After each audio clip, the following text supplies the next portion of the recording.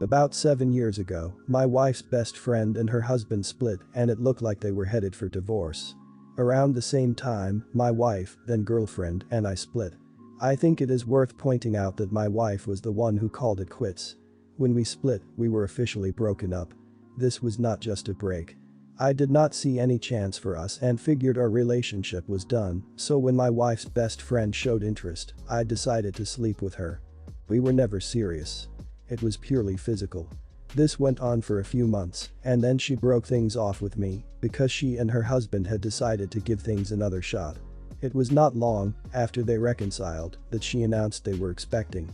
She never reached out to me to confirm either way if it could be mine, so I assumed it was her husband's. I didn't know she had been sleeping with him while we were together, but I suspected that there was some other guy she was also sleeping with based on some of her behaviors. About a year after all this happened, my wife and I started seeing each other again. We dated for a while and then decided to get married. I never told my wife about my relationship with her best friend because we were broken up at the time and I wanted to have a clean start. Everything was fine until her best friend and her husband started having problems a year ago. They have been going through a nasty divorce. At some point, her husband decided he wanted a paternity test and discovered that his daughter is not biologically. The best friend then admitted she was mostly sure it was mine. The husband then contacted my wife and told her what her friend had said. We did agree when we got back together that we weren't going to discuss who we slept with. I think that is a crucial detail that I left out. And I have never asked her either. Since then I have been dealing with the fallout. My wife thinks I was an idiot for not mentioning what happened between us, but I never had any reason to suspect it could be my daughter until now. I don't think it would have made sense to tell her about something that I thought was a low probability. It seems crazy to me to hold this against me when I never suspected anything. Am I the idiot for not telling her when I honestly did not believe the child was mine? You're the idiot. If it was some random woman you messed around it when you weren't with your wife, there wouldn't be much of a reason to tell her. But her best friend. I think you are using that term loosely because my best friend would never not tell me she thinks her child may be my husband's. That's actually ridiculous. You both didn't tell her if they still are friends. Even if you weren't together, she should know about any intimacy you've previously had with anyone close to her. I would 100% leave my husband over this and never talk to the best friend again. You're the idiot, so much so that my mind broke. You were dishonest about something incredibly crucial, and although you said you had no reason to believe the child was yours. Any affair with another woman always runs the risk of pregnancy. You'd have to live under a rock not to know that. This was key information she deserved to have before you reconciled. You knew it was bad, so you kept it a secret. Your wife had a right to hear the truth and decide whether or not she wanted to stay with you. You've wasted her time and you've betrayed her. You are the idiot, and, honestly, not telling her that you had a fling with her friend while you were broken up was like voluntarily putting a sword of Damocles over your own head.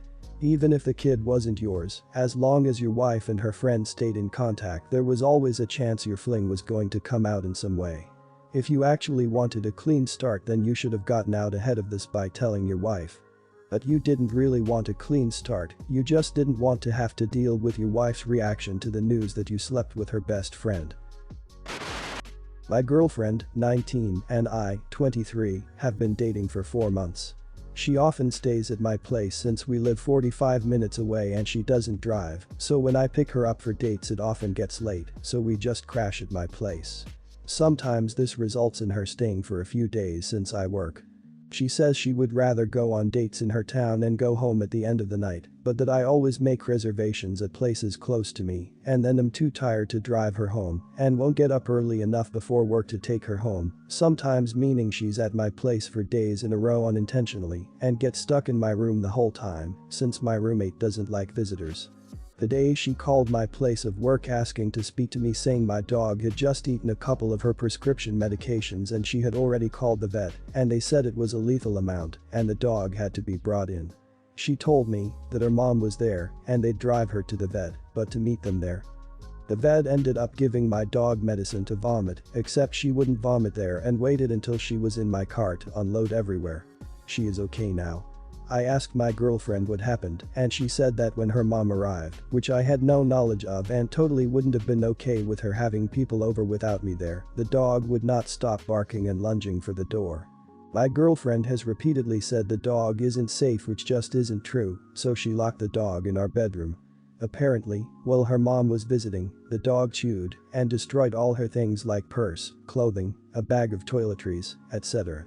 While she accepts nothing bad has ever happened, she doesn't feel the dog is safe since she will lunge and growl and she doesn't feel strong enough to keep control over the dog. She thought putting her in a room was the safest way to handle things. Her mom was there to bring her medicine and food since I don't keep food at my place and don't want her eating my roommate's things. She also says I'm only mad about her mom visiting because I don't like her. Not only did my girlfriend refuse to clean up the vomit, but she won't pay me back for the vet bill and is asking me to pay half toward replacing her items. I think it's just crazy, because if she didn't have her mom over without my permission, none of this would have happened. I ended up cleaning up the vomit, but the vet bill and cost of replacing her stuff, estimated to be $650 total, is up in the air. You're the idiot.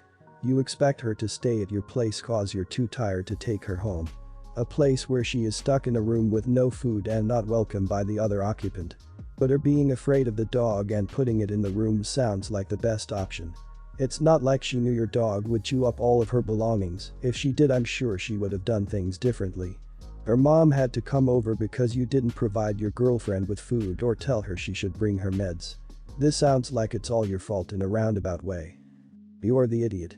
If you are going to date a girl who doesn't drive and lives that far away, you need to pick dates closer to her place or pay for a ride home. Your dog is unsafe, barking and lunging are not safe. She was well in her right to move the dog to your room while she was handling things with her mom. Your dog should be trained enough not to go crazy and destroy stuff when moved to a room or when left alone. You say none of this would have happened if her mom hadn't come over. None of this would have happened if you dropped her off at her house after your date. You're the idiot. You are responsible for the vet bill and at minimum half the cost to replace her items. She's your guest, she needed her medicine, your dog isn't well trained. I've never dated someone with a pet who didn't replace any item in full. The pet broke by mistake or on purpose, an idiot for not offering to pay half, a bad host for not taking initiative and just doing it in full. Well-trained dogs do not lunge or need to be held back, they sit when told. How doesn't she get bored stuck in your bedroom all day? I have lived in an apartment for 5 years. I absolutely love it. I have a great deal on rent, it's very close to my job, near my friends' apartments, near loads of fun music and cultural events. I've always had good relationships with my neighbors. I'm understanding if they're loud sometimes, and they are understanding in return. My building is full of students and young professionals. I've had neighbors share food, invite me to parties, put free stuff out in the hallways when they were getting rid of stuff. It's just a good vibe all around. Just a few months ago, my roommate had to move out unexpectedly. We were looking for someone to take over the lease fast. At the same time, my sister was breaking up with her boyfriend, who is also the father of her child. And she needed a place to live fast. I offered the room in my apartment to her and her daughter. It seemed like lucky timing. But ever since they moved in, it's actually been my sister who's caused drama. She doesn't get how you need to be a little accommodating in an apartment. In just a few months, she's told some neighbors to shut down a party or she'd call the cops on them for some drinking. Knocked on neighbors' doors to quiet down at night after 8 p.m. Snapped at a neighbor to not swear in the hallway in front of her daughter. Yelled at neighbors who shut the front door too loud. Told off neighbors who prop the front door open so friends can come in because it decreases the building's security. Complained to me about how people in the building have a rotating cast of guests, all strangers to her. Told off a neighbor for playing music with cusses. Basically, she's been crazy controlling of stuff that I don't think is her business to control. And some of my neighbors have been annoyed whenever her daughter makes noise running around, playing too loud, crying, etc. A couple of our neighbors come over and are like, respect my quiet home, or my roommate is sleeping, or we are trying to study here. Obviously mocking what my sister says to them by basically parroting it back at her.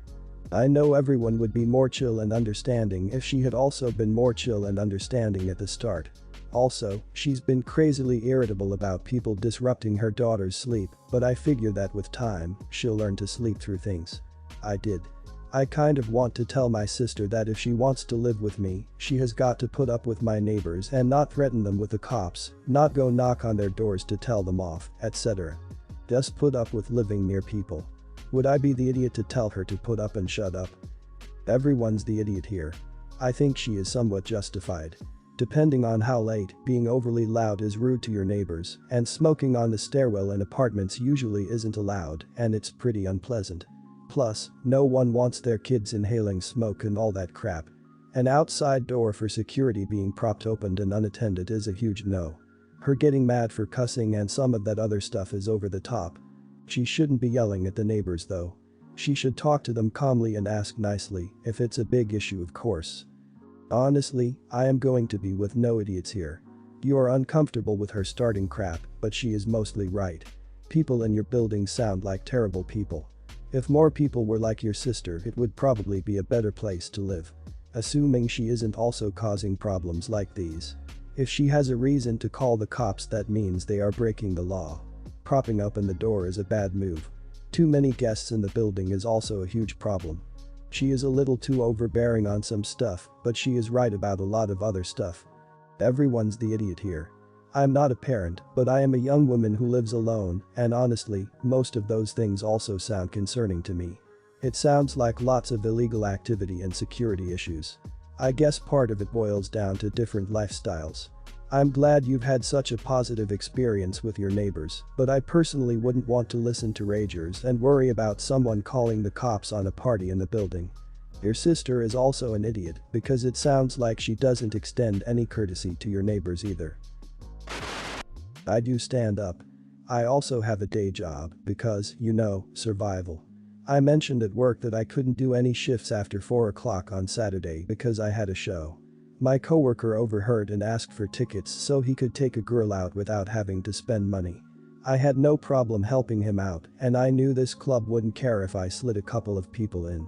But I've been trying to get more bookings at this place, and it's kind of a level up from the sort of places I usually get to perform at, so I told them, you know, please make a point to laugh. I'm up there doing my show and I see them, and they're the only ones in the relatively intimate audience who aren't laughing. It bugs me a little, but I didn't want to lose my rhythm, so just ignored them. Then I see that in this dark room that seats, max, 40 people, this guy is texting with his phone screen on full brightness. So I start telling a joke about a time I gave friends from work tickets to see me, and they texted through the whole thing, and as I'm doing it, I'm slowly approaching their table, and the audience realizes I'm talking about these people at this show, yet he doesn't notice or look up until I'm literally off the stage, approaching the foot of his table, staring at him. It killed, so that was the good part. But when I showed up to work I was expecting an apology from him. Instead, he was expecting an apology from me for, I'm quoting here, inviting him out just to make him the butt of a joke, making him look like a fool in front of his girl, and embarrassing him at a popular venue in our reasonably small town. He basically summarized it as, you're supposed to be a professional, and if you couldn't handle me texting you shouldn't be in show business. I think, without question, that he's the idiot here. But he doesn't believe me, and the only people I could tell this story to and ask to confirm I'm not crazy and my real-life friends, so, biased. Who's the idiot? Not the idiot. He is, without a doubt, the idiot here. He's distracting you, the performer. He's distracting nearby audience members directly by texting in a dark, intimate space. He's then trying to play the victim when it was his objectively stupid decision to text that caused it all. Also, the way you turned it into a killer bit sounds hilarious. Sure, you could have ignored him and pulled him aside after and explained how crappy it was of him to do that after you provided free tickets, but I have a distinct feeling that wouldn't have done anything anyway. Not the idiot. But you might want to be considerate with your friend. Living along the lines of an eye for an eye can make you the bad guy. But as you are doing a comedy bit and it can be expected to be singled out, you totally did an okay thing. But his feelings are valid too. You can talk about him with this, say that you would have done this to anybody who texted, maybe he will understand.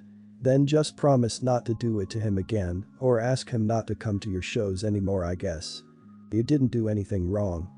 Not the idiot. I'm a professional comedian and somewhat known for singling out people. But here's the key, when they deserve it. If your coworker was simply not laughing, there's nothing wrong with that. even if he wasn't paying attention. Comedy is subjective, and maybe he just didn't enjoy yours. And that's no insult to you, maybe you're hilarious, and he has a terrible sense of humor. But texting? That is distracting to everyone else around him. Texting is silent, but it's a glowing light that draws people's attention away from the show. My sister, 23, made the decision to have a child at 21 with a man with whom she was in a soap opera-worthy relationship for less than a year. From the moment she told me that they were trying for a baby, I had made it very clear to her that I was not going to physically support her at all if they broke up. As I expected, it did. She's been staying with a baby in my parents' living room for the past 3 weeks since she moved out.